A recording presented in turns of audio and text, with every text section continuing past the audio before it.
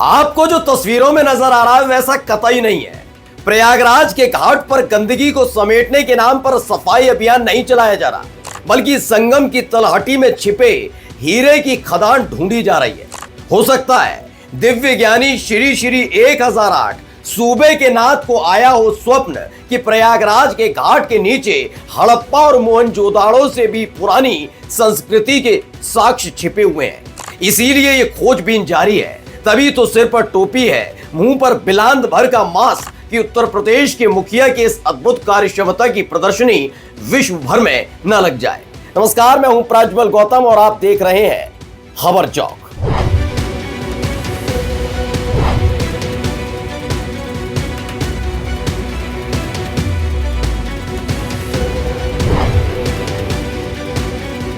ये वीडियो और तस्वीरें सामने की आई, सरकारी मोहर से देश विरोधी घोषित हो चुके और विपक्षियों के गुट ने इसे प्रयागराज के घाट पर फैली गंदगी करार देना शुरू कर दिया।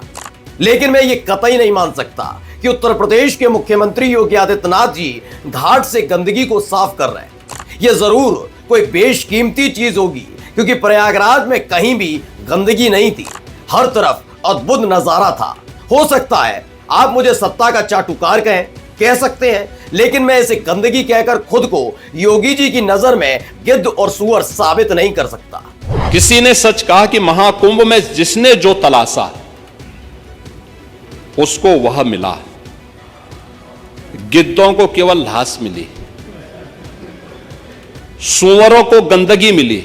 अरे अरे, कौन है ये शख्स जो हमारे उत्तर प्रदेश के तेजस्वी मुख्यमंत्री का अपमान कर रहा है? कौन है ये शख्स जो महाकुंभ में फैली गंदगी को अपने कोमल हाथों से साफ करने वाले को शूकर कह रहा है, वाराह कह रहा है? आखिर कौन है ये शख्स जिसकी इतनी हिम्मत हुई कि सूबे के नाथ की तुलना ऐसे करे? क्योंकि बाबा के मुताबिक तो महाकुंभ में संवेदनशीलता थी, पुण्य था, आस्था थी, कहीं लाश नहीं बिछी थी, ना ही कहीं गंदगी थी। और मेरा मानना है कि संत के भेष में खड़ा शख्स चाहे कुछ भी हो जाए, झूठ तो कतई नहीं बोल सकता। किसी ने सच कहा कि महाकुंभ में जिसने जो तलाशा उसको वह मिला, गिद्धों को केवल घास मिली,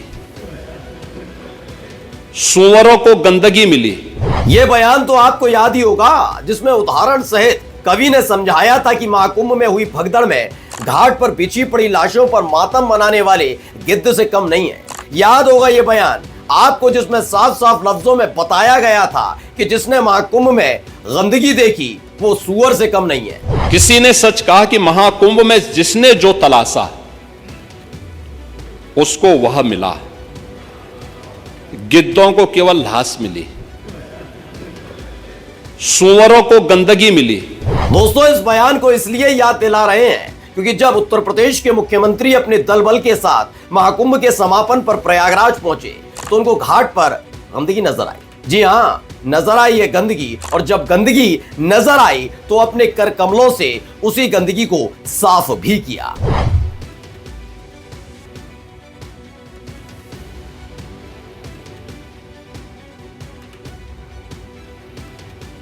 प्रयागराज के घाट ही नहीं बल्कि नदी में भी गंदगी का अंबार लगा हुआ है, लेकिन यह गंदगी महाकुंभ के दौरान कतई नहीं दिखनी थी। जिसने देखी उसमें सुअर की छवि सरकार को नजर आई। वो बात अलग है कि महाकुंभ के समापन के बाद इस गंदगी को देखा भी जा सकता है और उसका विश्लेषण भी किया जा सकता है। कल तलक जो अपनी पीठ थपथपाने के लिए सदन के अंदर महाकुंभ की अद्भुत छटा का बखान कर रहे थे, 2 दिन बाद वही प्रयागराज में सफाई अभियान में जुटे हुए हैं।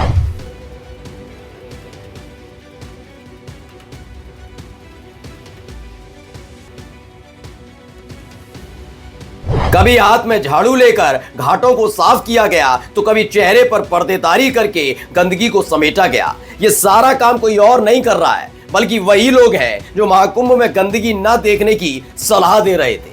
अब सवाल तो वाजिब है कि अगर ये गंदगी है तो सदन में खड़े होकर गंदगी देखने वालों की तुलना शूकर से करने वाला वो शख्स कौन है?